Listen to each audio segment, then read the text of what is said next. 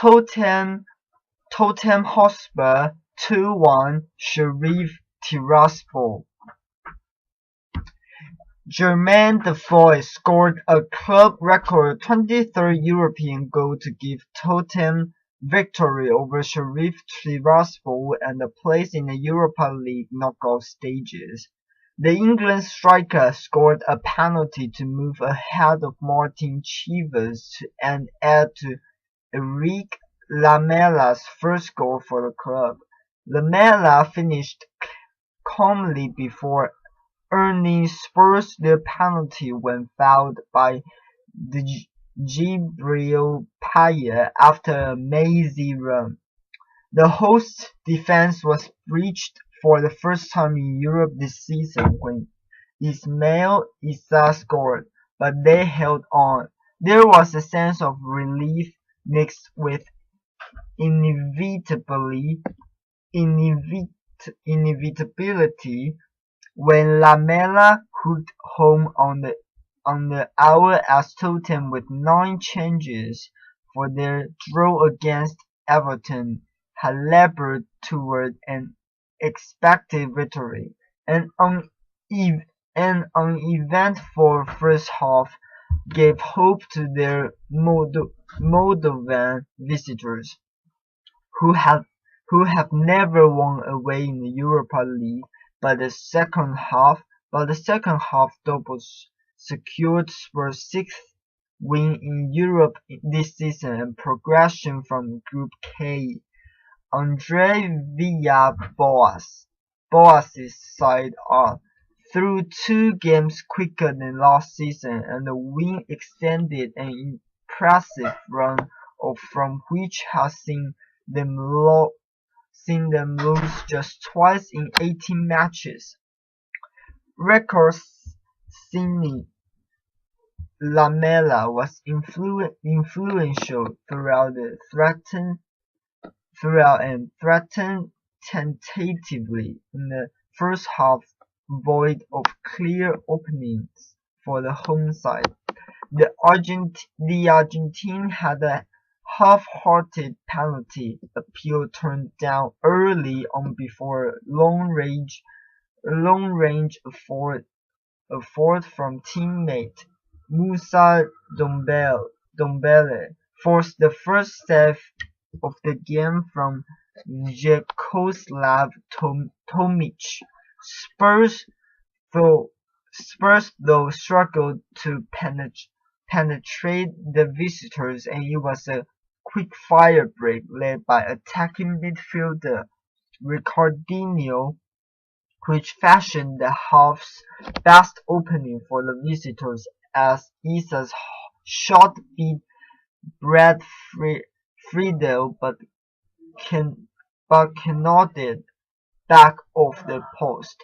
Friedel was deputizing for Hugo Lloris, rested after being knocked out in a draw with Everton, and the 42-year-old was able to watch on as Ricardinho then shot well from a good opening. Defoe could not turn home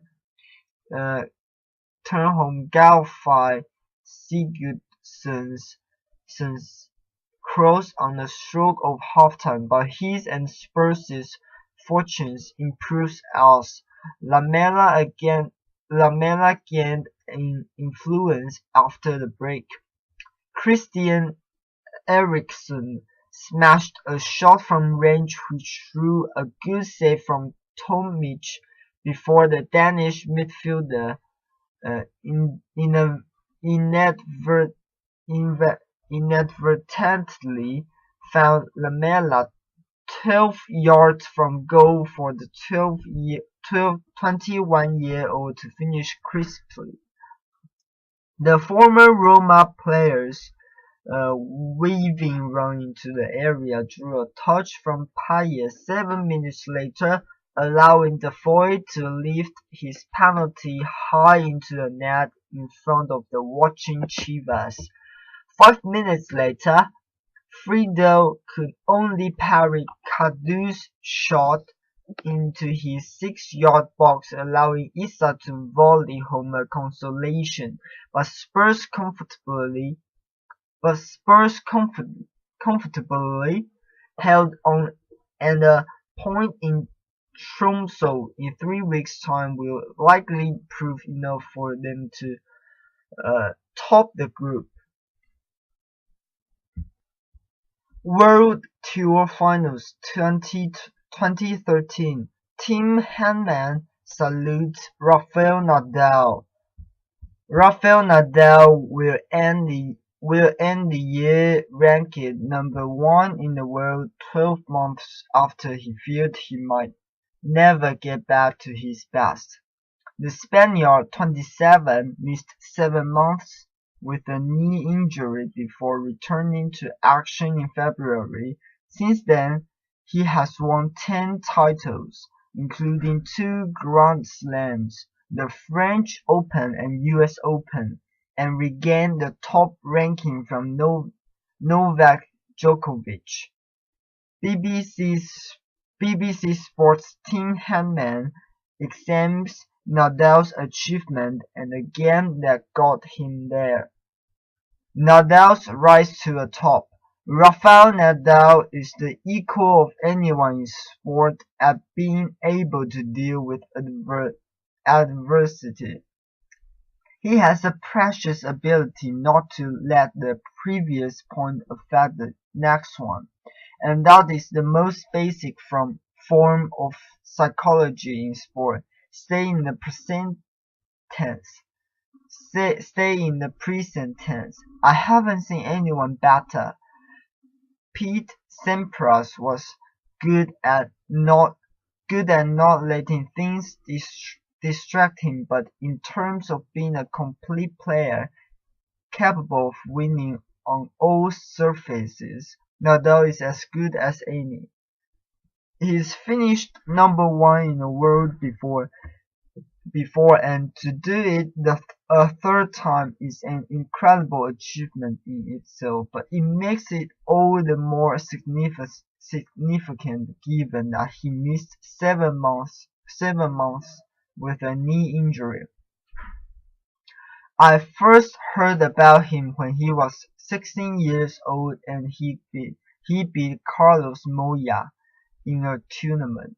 But the first time I really saw him was when we practiced together in Miami. He was probably 17 at the time, and I'd never come across anyone that hit the ball like that hard, and to be honest, not always in the right direction. He was using so much energy that I said to Paul Anacon, my coach at the time, how does he expect to play like this for 2 hours? I didn't really think he could last for 20 minutes. Then we played a practice set which he won 6-1 in about 15 minutes. You knew that forehand was something special for the first time it came towards you. You will never see anyone hit it as hard and with as much spin. That shot and the fact that he's a lefty are what make him so hard to play against. I played him twice in competition. The first time in Rome in a night match on clay, I played really well and lost 6-2, 6-2. I was pretty happy with that. The other time was in Dubai, and I didn't play so well. I served for the first set and probably should have got something out of that match. Humble, focused, and intense. It's been incredible to watch his rise in the years since then, but despite all the success, he hasn't changed as a person. He's incredibly humble but very focused and intense in what he's doing.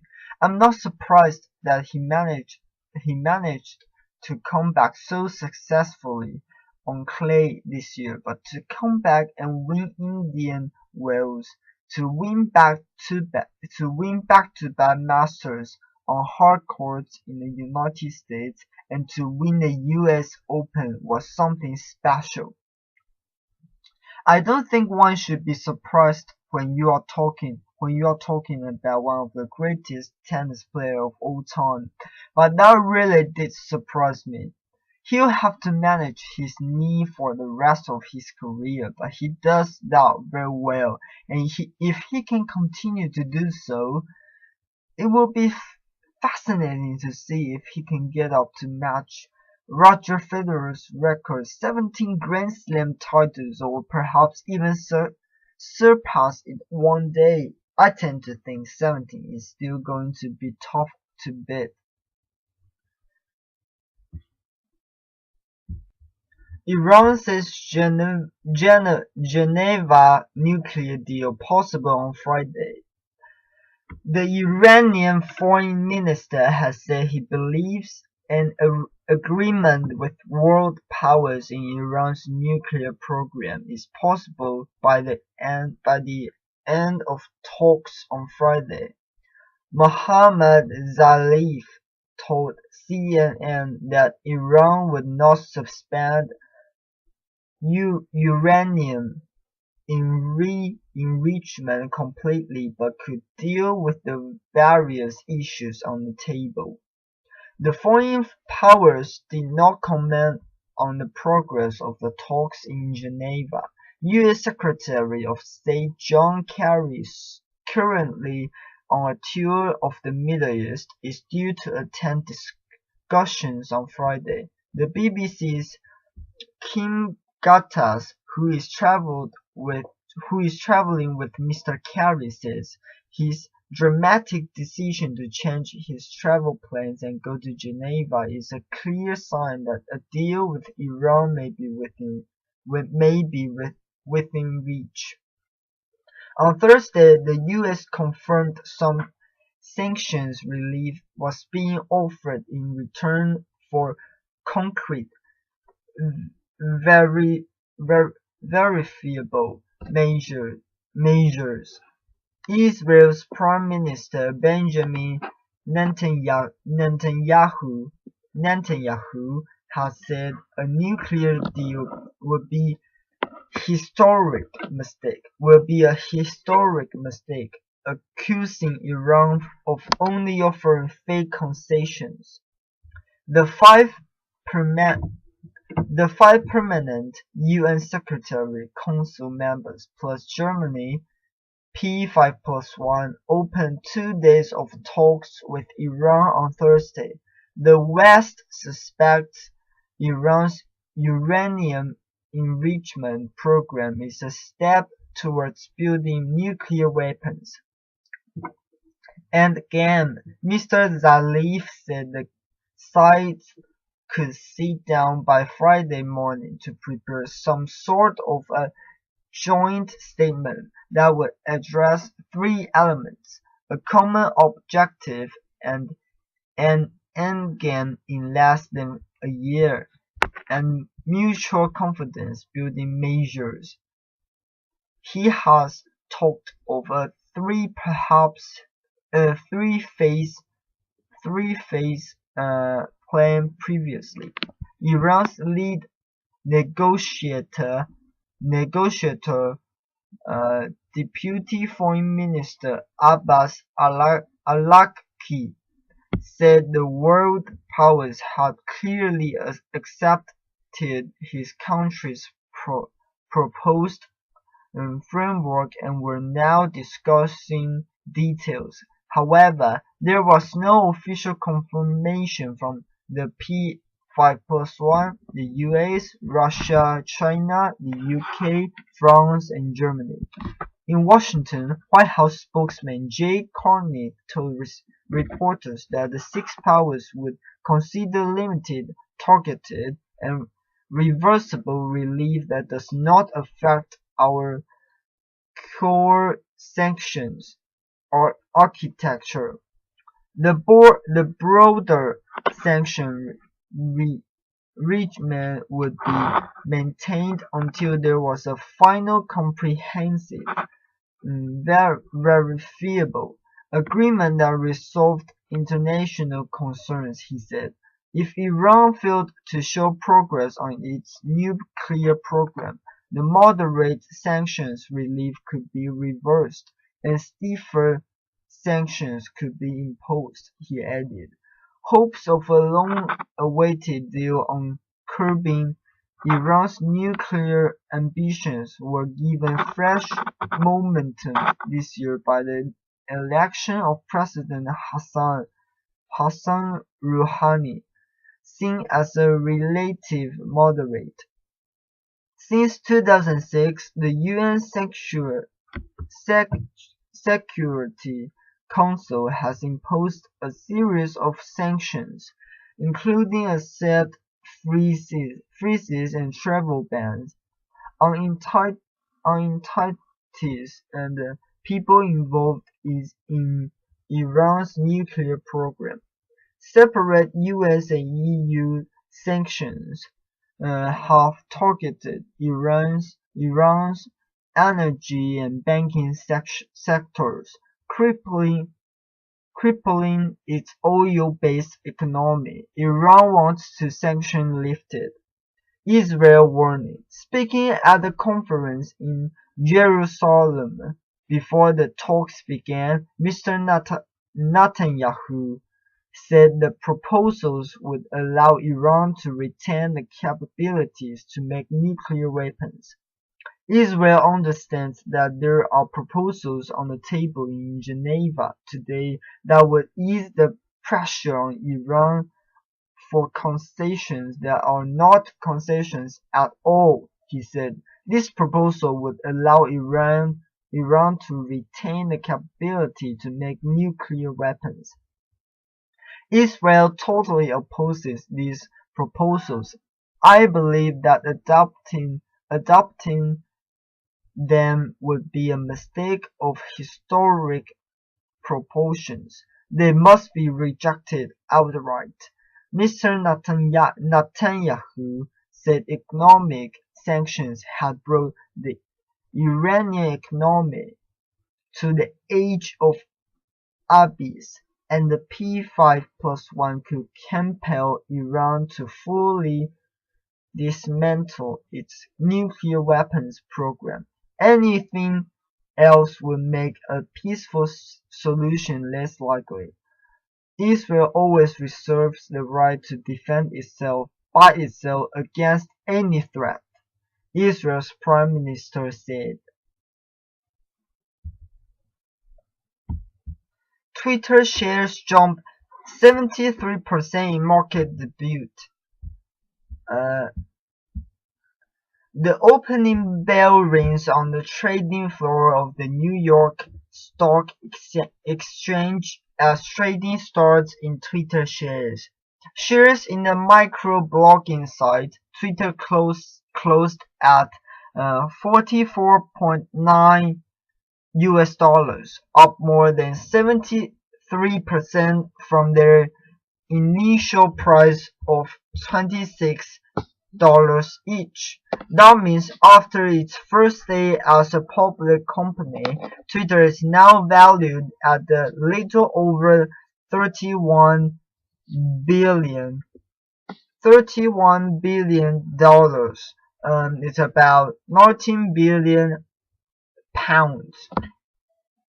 More than 13 million shares were traded once they became available an hour after the New York Stock Exchange opened. It is the biggest technology listing since Facebook in 2012. Twitter floated on the NYSE and not, as some initially expected, the technology reached Nasdaq exchange where the likes of Facebook are listed. It was a big win for the NYSE, which decorated its exterior with banners promoting the offering on Thursday. Twitter has more than 230 million users, but is yet to make a profit.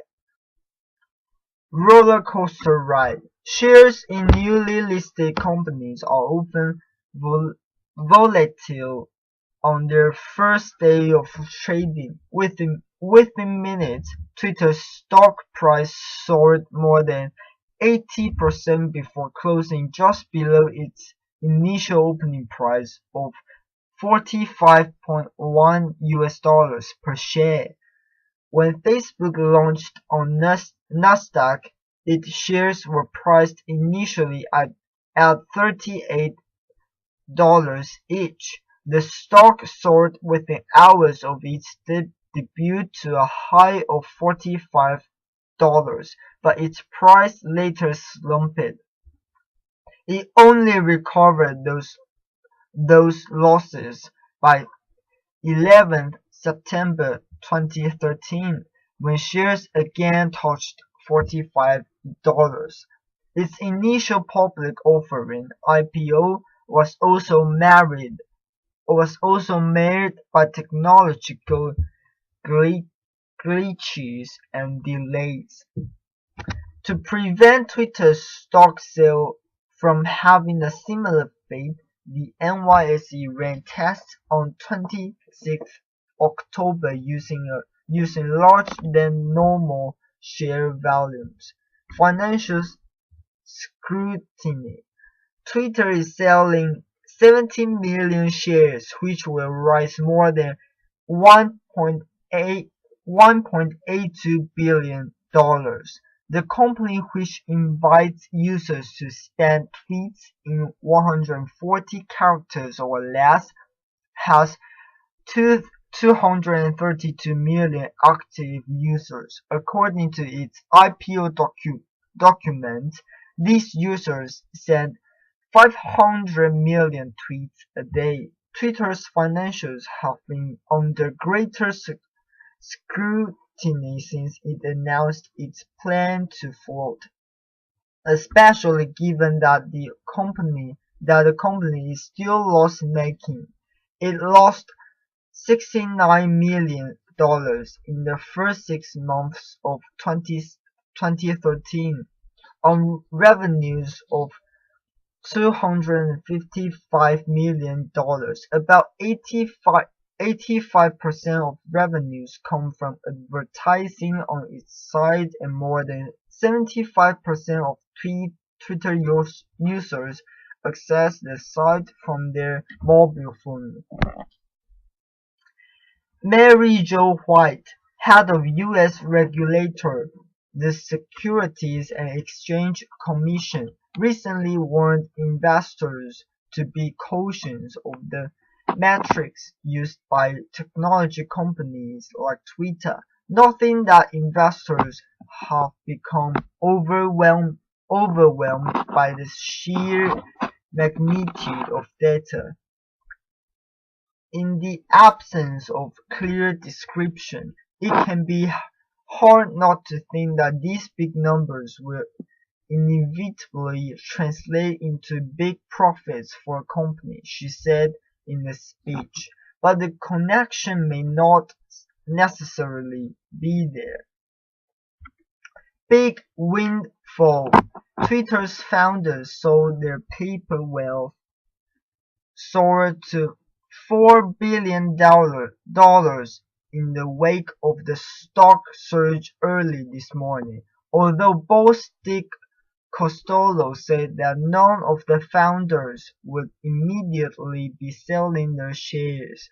The company's co-founder, Evan Williams, has a 10% stake in Twitter, making him its biggest shareholder. That stake is now worth a little over $2 billion.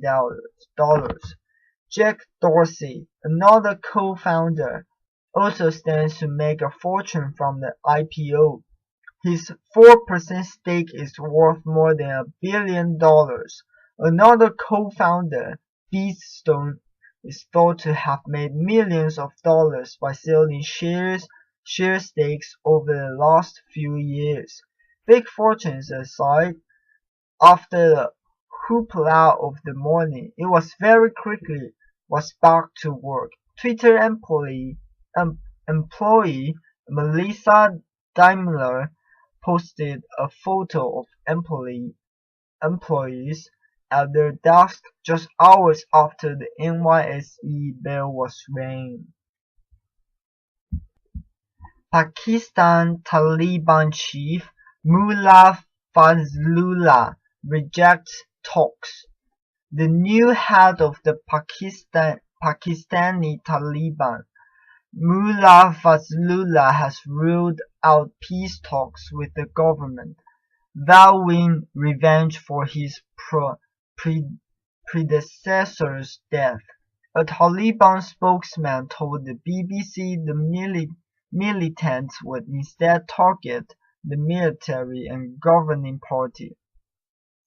Mullah Fazlullah was named the new leader 6 days after Hakimullah Mehsud was killed in a drone strike. Mullah Fazlullah is a particularly ruthless commander whose men shot the schoolgirl activist Malala Yousafzai. Just a trap. Prime Minister Nawaz Sharif came to power in May, pledging a new negotiated settlement to the insurgency. The government said a delegation had been due to fly to North Waziristan to discuss peace talks with Hakimullah Mehsud, but he was killed in the drone strike the day before. The Taliban Leadership Council, or Shura, took 6 days to come to its decision. Its leader, Asmatullah Shaheen Bikhtani, said, "We will take revenge on Pakistan for the martyrdom of Hakimullah." The talks about peace between Pakistan and Taliban leaders is just a trap of enemies and to distract the masses. All political parties that are part of government are considered to be our enemies. Shahidullah Shahid, another spokesman for the Pakistani Taliban, or Tehreek-e-Taliban (TTP), told Agence France Presse news agency, "Holding peace talks is not even an issue to discuss. This government has no authority. It is not a sovereign government. It is a slave of America. Holding peace talks is a waste of time." Mehsud was killed when missiles struck his vehicle in the North Waziristan region on 1st November. The Pakistani government reacted angrily. Interior Minister Chaudhry Nisar Ali Khan said that the drone strike was not just the killing of one person, it is the death of all peace efforts. The Pakistani government has yet to comment on the new leader. Mullah Radio. When the news was announced, there was reportedly heavy celebratory gunfire in the area around Miran Shah, the main town in the tribal area of North Waziristan. Mullah Fazlullah, believed to be in his mid to late 30s, led a brutal campaign in Swat between 2008 and 2009, enforcing hardline Islamic law that included burning schools and public floggings and beheadings. A military operation was launched to retake the area. Mullah Fazlullah fled over the border into Afghanistan, but Islamabad says he has continued to orchestrate attacks in Pakistan. He was accused of being behind a roadside bomb in September that killed Majgan Sanula Niazi, the top commander in SWAT, along with 2 other military personnel. Mullah Fazlullah was known for his radio broadcasts calling for strict Islamic laws and earning him the nickname Mullah Radio.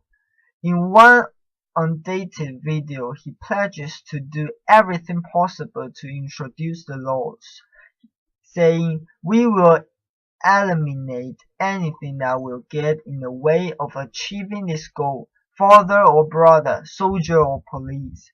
The shooting of Malala Yousafzai in October 2012 sparked outrage in Pakistan and across the globe. The teenager has spoken out against the Taliban's restrictions on girls' education. She was airlifted to the UK for hospital treatment and now lives in Birmingham with her family. This year, Malala, now 16, addressed the UN General Assembly and won the European Union's Sakharov Human Rights Prize. Prior to the latest Taliban announcement, the BBC's Ilyas Khan in Islamabad said that Mullah Fazlullah was not a member of the Mossad clan and, if appointed, would face a challenge to control the Mossad fighters, who make up the bulk of Taliban's manpower. The TTP is a loose umbrella organization of about 30 militant groups. Khalid Haqqani has been named deputy leader of the TTP, but he is not thought to be linked to Haqqani network that is fighting NATO-led troops in Afghanistan.